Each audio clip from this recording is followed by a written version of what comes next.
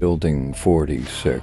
I used to work as a night security guard for a mid-sized office complex on the outskirts of Minneapolis. The building I was assigned to, Building 46, was an old structure that used to be a mental health facility back in the 1970s, before it was converted into corporate offices. I only found that out a few weeks after I started working there. My shift ran from 10 o'clock p.m. to 6 a.m. There were usually only two of us working nights. Me, stationed at Building 46, and another guard across the lot in Building 44.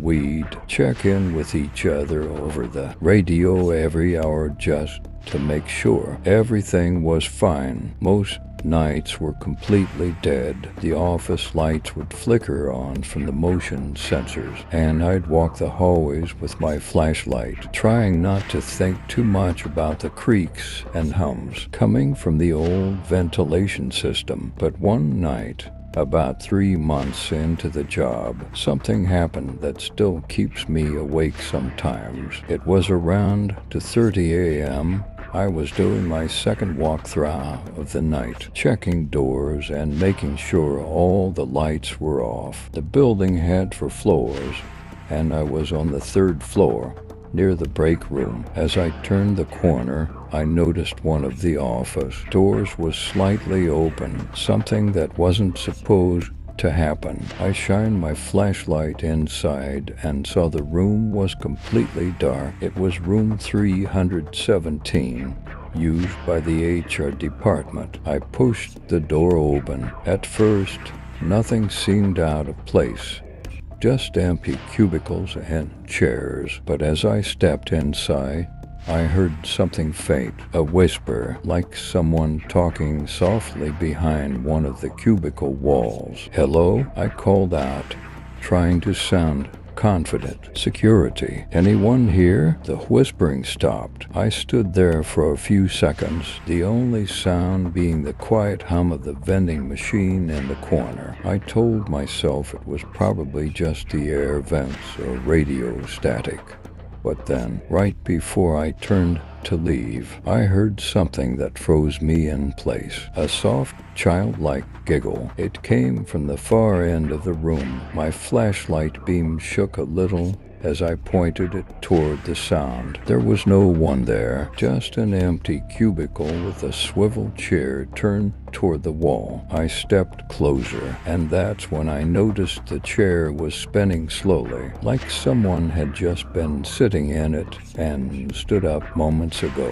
I radioed the other guard, Mark, to see if maybe he'd come into the building to mess with me. He said he was still over in Building 44 and hadn't moved all night. I tried to shake it off and finish my round, but the weirdest part came later, around 10 a.m., when I checked the security cameras back in the office downstairs. One of the feeds, camera 3, the one that covered the 3rd floor hallway, showed movement. At first I thought it was me from earlier, but the timestamp said 4:08, and I'd been downstairs since 3:50. The footage showed a figure walking down the hall, tall, thin, and wearing what looked like a hospital gown. No shoes, bare feet. It walked slowly past the HR office, room 317, and then suddenly stopped, turning its head directly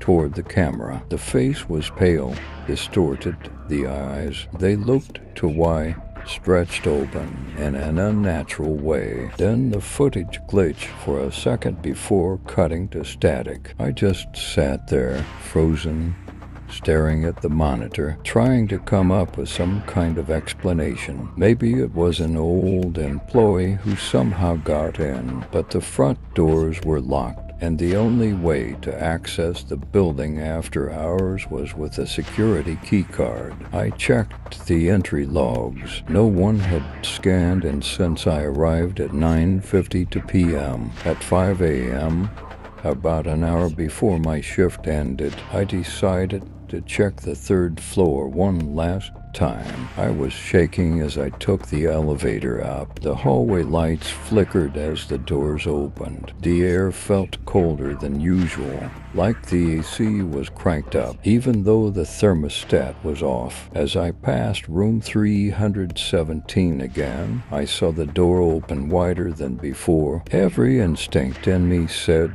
to just go back, but I had to check it. Inside, the swivel chair was now facing the door, directly at me, and on the desk in front of it was something that hadn't been there earlier, a small plastic hospital ID bracelet. It was yellowed and brittle, the kind they used decades ago. The name printed on it read, "Patient number 46, L. Connors." My stomach dropped, because that was the same number as the building. Before I could even process it, I heard the whisper again, but this time it was right behind me. "Don't lock me in again." I spun around so fast I nearly dropped my flashlight. No one was there. The air felt heavy, thick, like the whole room was pressing in on me. I bolted out of there and ran straight to the security office, locking the door behind me. When the morning shift arrived,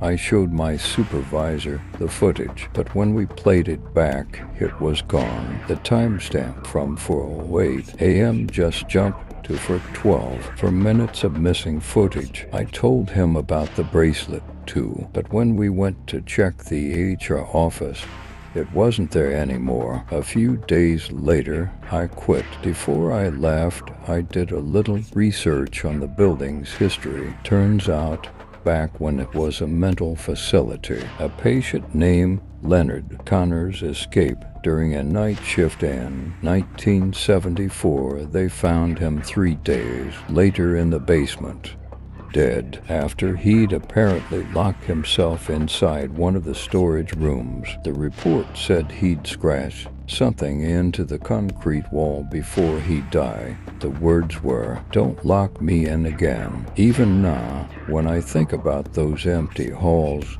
and that flickering camera feed, I can still hear that whisper right behind me, like he never left Building 46.